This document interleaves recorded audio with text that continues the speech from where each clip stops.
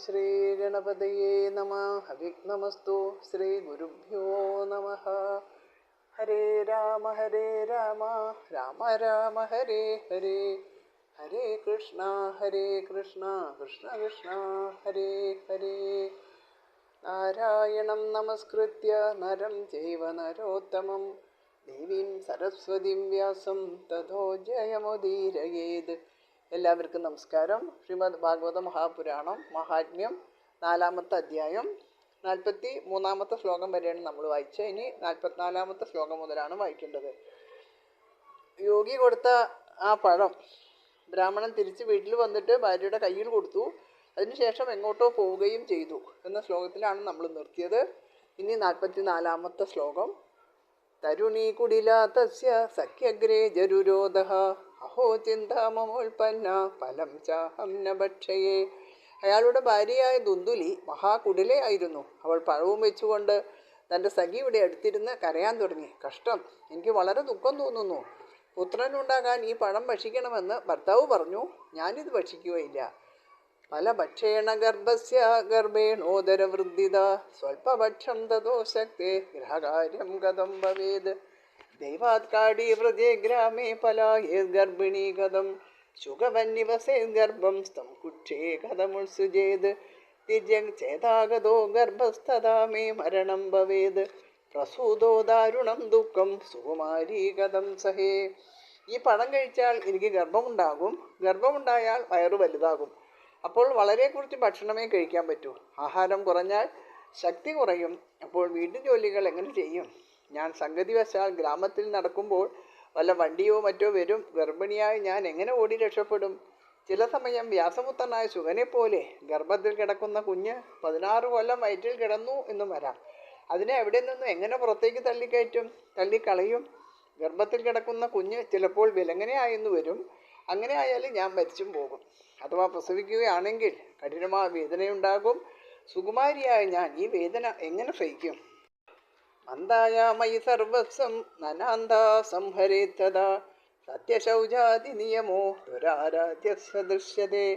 പ്രസവവേദന കൊണ്ട് ഒരു പ്രവൃത്തിയും ചെയ്യാൻ ശക്തിയില്ലാതിരിക്കുമ്പോൾ ഭർത്താവിൻ്റെ സഹോദരി എൻ്റെ മുതലെല്ലാം അപഹരിക്കും. മാത്രമല്ല, സൽപുത്രനെ ലഭിക്കണമെങ്കിൽ സത്യം, ശൗചം മുതലായ വ്രതങ്ങൾ 1 കൊല്ലം അനുഷ്ഠിക്കണമെന്നും പറഞ്ഞു. അതൊന്നും എളുപ്പത്തിൽ അനുഷ്ഠിക്കാൻ കഴിയുന്ന കാര്യങ്ങളല്ല.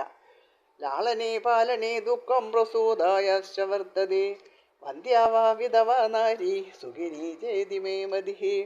ഇനി ദുഃഖമെല്ലാം സഹിച്ച് പ്രസവിച്ചു എന്നിരിക്കട്ടെ, കുഞ്ഞിനെ ലാളിക്കുന്നതും പരിപാലിക്കുന്നതും ദുഃഖം തന്നെ. വന്ധ്യയും വിധവയായിരിക്കുന്നവളുമാണ് ഏറ്റവും സുഖം അനുഭവിക്കുന്നത് എന്നാണ് എൻ്റെ അഭിപ്രായം. ശരിയല്ലേ സഖി? ഏവം കുതർക്കയോഗേന തൽഫലം നൈവ ഭക്ഷിതം പത്യാപൃഷ്ടം ഫലം മുക്തം ചേതിതയേരിതം. ഇപ്രകാരം ഓരോ കുതർത്ഥങ്ങൾ നിമിത്തം അവൾ ആ പഴം ഭക്ഷിച്ചില്ല. ഭർത്താവ് ചോദിച്ചപ്പോൾ പഴം ഭക്ഷിച്ചുവെന്ന് നുണ പറയുകയും ചെയ്തു. ഏകദാ ഭഗിനി തസ്യാതഗ്രഹം സ്വേച്ഛയാഗത തദഗ്രേ കഥിതം സർവം ചിന്തേയം മഹദീഹിമേ ദുർബലാദേന ദുഃഖേന ഹനുജേ ഹരവാണികം സാമ്രവീൻ മമ ഗർഭോസ്തി തം ദാസ്യാമി പ്രസൂദിത താവത്കാലം സ ഗർഭേവാ ഗുപ്താ തിഷ്ഠഗ്രഹേ സുഖം വിത്തം ത്വം മൽപദേ രച്ച സദേ ദാസ്യതി ബാലകം. ഒരു ദിവസം അവളുടെ സഹോദരി സ്വേച്ഛയ അവിടെ എത്തി. അഞ്ചത്തിയോട് നടന്നതെല്ലാം വിവരിച്ചു കൊടുത്തു. ഭർത്താവിനെ വഞ്ചിക്കാൻ വേണ്ടി പഴം ഭക്ഷിച്ചെന്ന് കള്ളം പറഞ്ഞ് ചിന്തിച്ച് വല്ലാതെ ദുഃഖിക്കുന്നു. ആ ദുഃഖനിമിത്തം യാതൊന്നും പ്രവർത്തിക്കാൻ കൈകൾക്ക് ശക്തിയില്ലാതെയായി. ഇനിയിപ്പോൾ ഞാൻ എന്താണ് ചെയ്യേണ്ടത്? ഇത് കേട്ട് ദുന്ദുലിയുടെ സഹോദരി പറഞ്ഞു, ഉപായം ഞാൻ പറഞ്ഞു തരാം. ജ്യേഷ്ഠത്തി ദുഃഖിക്കണ്ട. ഞാനിപ്പോൾ ഗർഭിണിയാണ്. പ്രസവിച്ച ശേഷം ആ ശിശുവിനെ ഇവിടെ കൊണ്ടുവന്ന് തരാം. അതുവരെ ജ്യേഷ്ഠത്തി ഗർഭിണിയാണ് എന്ന് അഭിനയിക്കണം. ഗർഭമുണ്ടെന്നും പുറത്തിറങ്ങാൻ വിഷമമുണ്ടെന്നും നടിച്ചുകൊണ്ട് വീട്ടിന് പുറത്തിറങ്ങാതെ സുഖമായി ഒളിച്ചിരിക്കുക. എന്നാൽ കുഞ്ഞിനെ നിനക്ക് തരാൻ എൻ്റെ ഭർത്താവ് സമ്മതിക്കണം. അതിന് അദ്ദേഹത്തിൻ്റെ രഹസ്യമായി കുറേ പണം കൊടുത്താൽ മതി. എങ്കിൽ കുഞ്ഞിനെ നിനക്ക് തരുന്നതാണ്. ഇവിടെ ധനത്തിനു വേണ്ടി സ്വന്തം കുഞ്ഞിനെ വിൽക്കുന്നത് കുടിലവൃത്തിയാണ്. ധനലോഭം കൊണ്ട് മനുഷ്യൻ എന്തിനും തയ്യാറാകുന്നു. അതായത് ആസുരീ വൃത്തി. അതിൻ്റെ പരിണാമവും കുടിലവും ആസുരവുമായി തീരുന്നു. ഷാൻമാസികോ മൃദോ ബാല ഇതിലോകോ വദിഷ്യതി തം ബാലം പോഷയിഷ്യാമി നിത്യമാഗത്യതേ ഗ്രഹേ. പ്രസവിച്ച കുഞ്ഞ് എവിടെയെന്ന് തന്നോട് ആളുകൾ തിരക്കുമ്പോൾ 6 മാസം ജീവിച്ചിരുന്ന കുഞ്ഞ് മരിച്ചുപോയി എന്ന് പറയാം. അപ്പോൾ ജനങ്ങൾ വിശ്വസിച്ചുകൊണ്ട് അത് തന്നെ പറയും. ബാലകന് പാല് കൊടുത്തു പോറ്റാൻ ഞാൻ നിത്യവും നിന്റെ വീട്ടിൽ വരികയും ചെയ്യാം. ഫലമർപ്പയതേന്വൈത്വം പരീക്ഷാർത്ഥം ദുസാമ്പ്രതം തത്തതാ ചരിതം സർവം തദൈവ സ്ത്രീ സ്വഭാവത. സന്യാസി കൊടുത്ത പഴം ഭക്ഷിച്ചാൽ ഗർഭമുണ്ടാകുമോ എന്ന് പരീക്ഷിക്കാൻ വേണ്ടി അതിനെ പശുവിന് കൊടുക്കുക. അനുജത്തി പറഞ്ഞത് കേട്ട് സ്ത്രീ സ്വഭാവം അനുസരിച്ച് ഭർത്താവിനെ വഞ്ചിക്കാൻ തീരുമാനിച്ച് അതുപോലൊക്കെ തന്നെ ചെയ്തു. അത കാലേന സാ നാരീ പ്രസൂത ബാലകം ദദാ ആനീയ ജനഗോപാലം രഹസ്യേ ദുന്ദുലിം ദദോ. അനന്തരം സമയം തികഞ്ഞപ്പോൾ ആ സ്ത്രീ ഒരു ബാലനെ പ്രസവിച്ചു. ബാലനെ അതിൻ്റെ പിതാവ് രഹസ്യമായി കൊണ്ടുവന്ന് പ്രസവിക്കാത്ത ദുന്ദുലിക്ക് കൊടുത്തു. തയാജ കഥിതം ഭർത്രേ പ്രസൂത സുഖമർഭക ലോകസ്യ സുഖമുൽപ്പന്നം ആത്മദേവ പ്രചോദയാത്. ഉടനെ അവൾ തൻ്റെ ഭർത്താവിനോട് ഞാൻ സുഖമായി പ്രസവിച്ചു എന്നറിയിച്ചു. ആത്മദേവന് സന്താനമുണ്ടായി എന്നറിഞ്ഞപ്പോൾ ജനങ്ങൾക്കെല്ലാം വളരെ സന്തോഷമുണ്ടായി. ഇത്രയും വ്യാജകാര്യങ്ങൾ ഭർത്താവിനെയും ലോകത്തെയും ധരിപ്പിക്കാൻ എങ്ങനെ സാധിച്ചു എന്ന് സംശയമുണ്ടാകാം. ദുഷ്ടയായ ഒരു സ്ത്രീ വിചാരിച്ചാൽ എന്ത് കളവും സത്യമാണെന്ന് തോന്നിപ്പിക്കാൻ വിധത്തിൽ അന്യരെ ബോധിപ്പിക്കാൻ സാധിക്കുമെന്ന് ഇത് തെളിയിക്കുന്നു. ദദോദാനം ദിജാദിഭ്യോ ജാതകർമ്മവിദായജ ഗീതവാദിത്രഘോഷോ ഭൂതദ്വാരേ മംഗളം ബഹു. വളരെ കാലം സന്തതിയില്ലാതിരുന്ന ആത്മദേവൻ സന്യാസിയുടെ അനുഗ്രഹത്താൽ പുത്രനുണ്ടായി എന്ന് ധരിച്ച് സന്തോഷിച്ചു. പുത്രന് വിധിപ്രകാരം ജാതകർമ്മങ്ങൾ ചെയ്തു. ബ്രാഹ്മണർക്ക് വേണ്ട വിധത്തിൽ ദാനധർമ്മങ്ങൾ അനുഷ്ഠിച്ചു. ആഗ്രഹത്തിൽ പാട്ടും വാദ്യമേളവും മംഗളഘോഷങ്ങളും കൊണ്ട് ആഘോഷിച്ചു. ഭർത്തുരഗ്രേ അബ്രവീത് വാക്യം സ്തന്യം നാസ്തി കുജേ മമ അന്യസ്തന്യേന ദുർദുഗ്ധ കഥം പുഷ്ണാമി ബാലകം. ദുന്ദുലി ഭർത്താവിനെ സമീപിച്ച് എൻ്റെ മുലയിൽ തീരെ പാലില്ല, നമ്മുടെ മകന് അന്യസ്ത്രീയുടെ പാല് കൊടുത്ത് സംരക്ഷിക്കുന്നതും ശരിയല്ല, പിന്നെ എങ്ങനെ കുഞ്ഞിനെ വളർത്തും എന്ന് ചോദിച്ചു. മൽതുശ്ച പ്രസൂതായ മൃദോ ബാലസ്തു വർത്തതേ താം ആകാര്യഗൃഹേ രക്ഷ സദേ അർഭം പോഷയിഷ്യതി. എൻ്റെ അനുജത്തി പ്രസവിച്ചു, കുഞ്ഞ് മരിച്ചുപോയി. അവൾ വന്ന് നമ്മുടെ മകന് പാല് കൊടുത്തിട്ട് പോകും. എന്നാൽ ഇടയ്ക്കിടെ വന്ന് പാല് കൊടുക്കാൻ അവൾക്ക് ബുദ്ധിമുട്ടാകും. കുഞ്ഞിനെ വളർത്താൻ അവളെ കൂടി നമുക്ക് ഈ ഗ്രഹത്തിൽ പാർപ്പിക്കാം. അതിനാ തൽകൃതം സർവം പുത്രരക്ഷണഹേതവേ പുത്രസ്യ ദുന്ദുകാരീതി നാമമാത്ര പ്രതിഷ്ഠിതം. അവൾ പറഞ്ഞതെല്ലാം വിശ്വസിച്ച ഭർത്താവ് പുത്രനെ ഏതു വിധത്തിലും സംരക്ഷിക്കണമെന്ന ആഗ്രഹത്താൽ അതെല്ലാം സമ്മതിച്ചു. ആത്മദേവൻ തൻ്റെ പുത്രന് ദുന്ദുകാരി എന്ന് നാമകരണവും ചെയ്തു. ത്രിമാസേ നിർഗതേ ചാദാസാദേനൂതുഷുവേർഭകം സർവാംഗസുന്ദരം ദിവ്യം നിർമ്മലം കനകപ്രഭം. 3 മാസം കഴിഞ്ഞപ്പോൾ പഴം തിന്ന പശു ഒരു മനുഷ്യ ശിശുവിനെ പ്രസവിച്ചു. സർവാംഗസുന്ദരനും നിർമ്മലനും കനകകാന്തിയോടുകൂടിയവനും ദിവ്യനുമായിരുന്നു ആ ശിശു.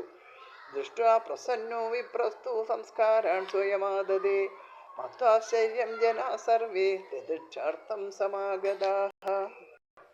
പശു പ്രസവിച്ച ബാലനെ കണ്ട് പ്രസന്നനായ ആത്മദേവൻ അത്യധികമായ സന്തോഷത്തോടെ സ്വയം ജാതകർമാദികൾ ചെയ്തു. ഈ ആശ്ചര്യ സംഭവം അറിഞ്ഞ് ജനങ്ങളെല്ലാം വരും ആ ദിവ്യ ബാലനെ കാണാനായി എത്തിക്കൊണ്ടിരുന്നു. ഭാഗ്യോദയോധുനാ ജാത ആത്മദേവസ്യ വശ്യത ധേന്വാ ബാലപ്രസൂതസ്തു ദേവരൂപീതി കൗതുകം. അവർ തമ്മിൽ പറഞ്ഞു, ആത്മദേവൻ ഇപ്പോൾ ഭാഗ്യോദയമായിരിക്കുന്നു. പശു പ്രസവിച്ച ബാലകൻ ദിവ്യസ്വരൂപിയായിരിക്കുന്നത് നിങ്ങൾ കൗതുകത്തോടെ കാണുവിൻ. ജ്ഞാതം തദ് രഹസ്യം ദൂക്കേന ഭീവിധിയോഗത ഗോകർണം തം സുതം ദൃഷ്ട്വാ ഗോകർണം നാമചാകരോത്. സന്യാസി നൽകിയ ഫലം ഭക്ഷിച്ചതുകൊണ്ടാണ് പശുവിൽ നിന്ന് ദിവ്യബാലൻ ജനിച്ചത് എന്നുള്ള രഹസ്യം ആരും അറിഞ്ഞില്ല. ആ ബാലൻ്റെ ചെവികൾ പശുവിൻ്റെ ചെവികൾ പോലെ ഇരുന്നതിനാൽ അവൻ ആത്മദേവൻ ഗോകർണൻ എന്ന് നാമം നൽകി. കിയത്കാലേന തൗജാതോ തരുണോ തനയാവുവോ ഗോകർണ പണ്ഡിതോ ജ്ഞാനി ദുന്ദുകാരി മഹാഖല. കുറെ കാലം കൊണ്ട് ആത്മദേവന്റെ 2 പുത്രന്മാരും വളർന്ന യുവാക്കളായി. ഗോകർണൻ പണ്ഡിതനും ജ്ഞാനിയുമായി തീർന്നു. ദുന്ദുകാരി മഹാദുഷ്ടനും ആയിരുന്നു. സ്നാനശൗചക്രിയാഹീനോ ദുർഭക്ഷീ ക്രോധവർദ്ധിത ദുഷ്പരിഗ്രഹകർത്താച ശവഹസ്തേന ഭോജനം. അവൻ സ്നാനം, ശൗചം, ബ്രാഹ്മണ വിധിപ്രകാരമുള്ള നിത്യകർമ്മങ്ങൾ എന്നിവയൊന്നും അനുഷ്ഠിച്ചിരുന്നില്ല. എപ്പോഴും ക്രോധിക്കുന്നവനും ദുഷിച്ച വസ്തുക്കൾ ഭക്ഷിക്കുന്നവനും ആയിരുന്നു. അതും ശവഹസ്തം, അതായത് ഇടത് കൈ കൊണ്ടാണ് ഭക്ഷിക്കുക. ബ്രാഹ്മണ സ്വീകരിച്ചുകൂടാത്ത ദുഷ്പരിഗ്രഹങ്ങളെ അവൻ പരിഗ്രഹിച്ചിരുന്നു എന്ന് സാരം. ഇടത് കൈ കൊണ്ട് ഏതൊരു വസ്തു എടുത്ത് ഭക്ഷിക്കുന്നുവോ അത് മാംസത്തിന് തുല്യമാണ്. അതുകൊണ്ടാണ് ഇടത് കൈക്ക് ശവഹസ്തം എന്ന് പറയുന്നത്. 7 വസ്തുക്കൾ ബ്രാഹ്മണൻ പരിഗ്രഹിച്ചുകൂടാ എന്നാണ് ബ്രഹ്മാണ്ഡ പുരാണത്തിൽ പറയുന്നത്. അവ എള്ളുകൊണ്ട് നിർമ്മിച്ച പശു, ആന, കുതിര, കൃഷ്ണമൃഗത്തിൻ്റെ തോല്, ശാലിഗ്രാമം എന്നറിയുന്ന മണി, പ്രസവിച്ചു കൊണ്ടിരിക്കുന്ന പശു, അതായത് പ്രസവം പൂർത്തിയായിട്ട് കുട്ടി പുറത്തു വരാത്ത പശു, ഇവ 7 ബ്രാഹ്മണൻ സ്വീകരിച്ചുകൂടാ. ദുന്ദുകാരി ഇവയൊക്കെ സ്വീകരിക്കുമായിരുന്നു. ചൗര സർവജനദ്വേഷി പരമേശ്മ പ്രദീപക ലാളനായാർമകാതൃത്വ സദ്യഭൂമേന്യപാതയത്. ദുന്ദുകാരിയുടെ ദുർഗുണങ്ങൾ ഓരോന്നായി ഇനിയും പറയുന്നു. അന്യരുടെ മുതൽ കക്കുക, സർവ്വജനങ്ങളെയും ഉപദ്രവിക്കുക, അന്യരുടെ വീടിന് തീ വയ്ക്കുക, ലാളിക്കാൻ എന്ന മട്ടിൽ കുട്ടികളെ എടുത്ത് കിണറ്റിലെറിയുക എന്നീ ദുഷ്ടതകൾ അവനുണ്ടായിരുന്നു. ഹിംസക ശസ്ത്രനാരീജാദീനാന്താനാം പ്രപീഡക ചണ്ടാളാഭിരതോ നിത്യം പാശഹസ്താശസംഗത. മറ്റുള്ളവരെയും പ്രാണികളെയും ഹിംസിക്കുക, സദാസമയവും ആയുധം ധരിച്ച് നടക്കുക, ദീനന്മാരെയും ദരിദ്രരെയും ഉപദ്രവിക്കുക, ചണ്ടാളന്മാരുമായിട്ട് കൂട്ടുകൂടി രസിക്കുക, കയ്യിൽ എപ്പോഴും കയറുമായി നടക്കുക, ഇവയൊക്കെ അവൻ്റെ സ്വഭാവമായിരുന്നു. തേന വേശ്യാകുസംഗേന പിത്ര്യം വിത്തം ദുനാശിതം ഏകദാപിതരോ താഡ്യ പാത്രാണി സ്വയമാഹരത്. വേശ്യകളുമായുള്ള സംസർഗം നിമിത്തം പിതാവിൻ്റെ ധനമൊക്കെ അവൻ നശിപ്പിച്ചു. വീട്ടിൽ നിന്ന് ധനം കിട്ടാതെ വന്നപ്പോൾ ഒരു നാൾ മാതാപിതാക്കളെ ദേഹോപദ്രവം ചെയ്തിട്ട് വീട്ടിലുള്ള പാത്രങ്ങളൊക്കെ എടുത്ത് വേശ്യാഗ്രഹത്തിലേക്ക് കൊണ്ടുപോയി. തൽപിതാകൃപണ പ്രോചേതനഹീനോരുരോധ വന്ധ്യത്വം തു സമീചീനം കുപുത്രോ ദുഃഖദായക. അവൻ നിമിത്തം പിതാവ് ദരിദ്രനും ദുഃഖിതനുമായി ഉറക്കെ വിലപിച്ചുകൊണ്ട് പറഞ്ഞു, കഷ്ടം, മക്കളില്ലാതിരിക്കുന്നത് വളരെ ഉത്തമം. ജനിക്കുന്നത് കുപുത്രനാണെന്ന് വന്നാൽ അവൻ ദുഃഖം തരുന്നവൻ തന്നെ എന്ന് നിശ്ചയം. ദുഷ്ടനായ പുത്രൻ ഉണ്ടാകുന്നതിനേക്കാൾ നല്ലത് മകൻ ജനിക്കാതിരിക്കുന്നതാണ്. ഇതാണ് അനുഭവം ഗുരു പറയുന്നത്. കാരണം യോഗി അന്നേ പറഞ്ഞതാണ്, താങ്കൾക്ക് പുത്രൻ ഉണ്ടാവാൻ യോഗമില്ല, ഇനി അഥവാ ഉണ്ടായില്ല പുത്രൻ കാരണം ദുഃഖമായിരിക്കും പറയുന്നത്. അന്ന് പക്ഷേ ആത്മദേവനെ തോന്നിയില്ല. ഇപ്പോൾ ആത്മദേവൻ തന്നെ അതൊക്കെ പറയാണ്. ദുഷ്ടനായ പുത്രൻ ഉണ്ടാകുന്നതിനേക്കാൾ നല്ലത് മകൻ ജനിക്കാതിരിക്കുന്നതാണ് എന്നാണ് പറയുന്നത്. കോ തിഷ്ഠാമി കോ ഗച്ഛാമി കോ മേ ദുഃഖം വിപോഹയേത് പ്രാണാം തെജാമി ദുഃഖേന ആകഷ്ടം മമ സംസ്ഥിതം. അയ്യോ, ഞാനിനി എവിടെയാണ് ഇരിക്കേണ്ടത്, എവിടേക്കാണ് പോകേണ്ടത്? അയ്യോ, എൻ്റെ ദുഃഖം ആര് തീർത്തു തരും? ദുഃഖം സഹിക്കാനാകാതെ ഞാൻ ആത്മഹത്യ ചെയ്യട്ടെ, എനിക്ക് ഇത്രയധികം കഷ്ടമുണ്ടായല്ലോ. തദാനീം തു സമാഗത്യ ഗോകർണോ ജ്ഞാന സംയുത ബോധയാമാസ ജനകം വൈരാഗ്യം പരിദർശയൻ. ആ സമയത്ത് മഹാജ്ഞാനിയായ ഗോകർണൻ അവിടെ വന്നു ചേർന്നു. ദുഃഖശമനത്തിനായി വിഷയവൈരാഗ്യമുണ്ടാകാനുള്ള പരമാർത്ഥ സംഗതികളെ പിതാവിന് ബോധിപ്പിച്ചു കൊടുത്തു. അസാരക്കലു സംസാരോ ദുഃഖരൂപീ വിമോഹക സുത കസ്യധനം കസ്യ സ്നേഹവാജ്വലതേനിശം. ഗോകർണൻ പിതാവിന് ജ്ഞാനോപദേശം നൽകുന്നു. ഈ സംസാരത്തിൻ്റെ സ്വരൂപം നന്നായി നിരൂപണം ചെയ്തു നോക്കിയാൽ ഇത് ദുഃഖരൂപിയും മോഹത്തിൻ്റെ അടിസ്ഥാനവുമാണ്. പുത്രൻ ആരുടേതാണ്? ധനം ആരുടേത്? ഇവയെ സ്വന്തമെന്ന് കരുതി സ്നേഹിക്കുന്ന പുരുഷൻ എന്നും പരിതപിക്കേണ്ടി വരുന്നു. ന ചേന്ദ്രസ്യ സുഖം കിഞ്ചിന്ന സുഖം ചക്രവർത്തിന സുഖമസ്തി വിരക്തസ്യ മുനേരേകാന്തജീവിന. സ്വർഗത്തിൻ്റെ നാഥനായ ദേവേന്ദ്രനും സാർവഭൗമനായ ചക്രവർത്തിക്കും പോലും അല്പവും സുഖം ലഭിക്കുന്നില്ല. സംസാര വിരക്തനായി ഏകാന്ത ജീവിതം നയിക്കുന്ന മുനിക്ക് മാത്രമേ സുഖമുള്ളൂ. മുഞ്ചാജ്ഞാനം പ്രജാരൂപം മോഹദോ നരകേ ഗതി നിപതിഷ്യതി ദേഹോയം സർവം തെക്വാവനം പ്രജ. അജ്ഞാനം നിമിത്തം ഉണ്ടായിരിക്കുന്ന പുത്രൻ എന്നുള്ള മമത ഉപേക്ഷിച്ചാലും ഈ അഭിമാനം നിമിത്തം നരകത്തിൽ വധിക്കേണ്ടി വരും. പ്രാരബ്ധം മൂലമുണ്ടായി ശരീരം നശിച്ചു പോകും. അതിനു മുമ്പ് സർവവും ഉപേക്ഷിച്ചിട്ട് വനത്തിലേക്ക് പോകുക. തദ് വാക്യം തു സമാകർണ്യ ഗന്ധുക മാ പിതാ ബ്രവീത് കിം കർത്തവ്യം വനേ താത തത്വം വദ സവിസ്തരം. ഗോകർണൻ പറഞ്ഞ വാക്കുകൾ സത്യവും ഹിതവുമാണെന്ന് ബോധ്യമായ ആത്മദേവൻ വനത്തിലേക്ക് പോകാൻ നിശ്ചയിച്ചുകൊണ്ട് ചോദിച്ചു, ഹേ പുത്ര, വനത്തിൽ പോയിട്ട് ഞാൻ എന്താണ് ചെയ്യേണ്ടത്? എന്നോട് വിസ്തരിച്ചു പറയുക. അന്ധകൂപേ സ്നേഹവാശേ ബദ്ധ പങ്കുരഹം ഷട കർമ്മണാപതിതോ നൂനം മാമോദ്ധരദയാനിതേ. അജ്ഞാനം നിമിത്തം സംസാരമാകുന്ന പൊട്ടക്കിണറ്റിൽ വീണ് കിടക്കുന്ന ഞാൻ സ്നേഹപാശങ്ങളാൽ ബന്ധിക്കപ്പെട്ടിരിക്കുന്നു. അതുകൊണ്ട് തന്നെ മുടന്തനും ഷടനുമാണ്. ഇങ്ങനെ പതിക്കാൻ കാരണം എൻ്റെ കർമ്മം തന്നെ എന്ന് തീർച്ചയാണ്. ദയാനിധിയായ അങ്ങ് എന്നെ ഉദ്ധരിച്ചാലും. ഗോകർണ ഉവാച ദേഹസ്ഥിമാം സരുദ്രേ വിമതിം തെജത്വം ജായാസുതാദിഷു സദാ മമതാം വിമുഞ്ച പശ്യാനിശം ജഗതിദം ക്ഷണഭംഗനിഷ്ഠം വൈരാഗ്യരാഗരസികോ ഭവഭക്തിനിഷ്ഠ ധർമ്മം ഭജസ്വ സതതം തെജലോകധർമാൻ സേവസ്വ സാധു പുരുഷാൻ ജഹി കാമതൃഷ്ണാം. അന്യസ്യ ദോഷഗുണചിന്തനമാശു മുക്ത്വ ദേവാകതാരസമഹോ നിതരം പിബത്വം. ഗോകർണൻ പറഞ്ഞു, അസ്ഥി, മാംസം, രക്തം എന്നിവ കൊണ്ടുണ്ടാക്കിയ ശരീരം ആത്മാവാണെന്ന ബുദ്ധി ഉപേക്ഷിക്കുക. ഭാര്യാപുത്രാദികൾ എൻ്റേതാണെന്ന വിചാരവും കളയുക. ഈ ലോകം അനുനിമിഷം നശിച്ചുകൊണ്ടിരിക്കുന്നു എന്ന് മനസ്സിലാക്കുക. എല്ലാറ്റിലും വിരക്തി സമ്പാദിച്ച് ഇളക്കമില്ലാത്ത ഭക്തിയോട് കൂടിയിരിക്കുക.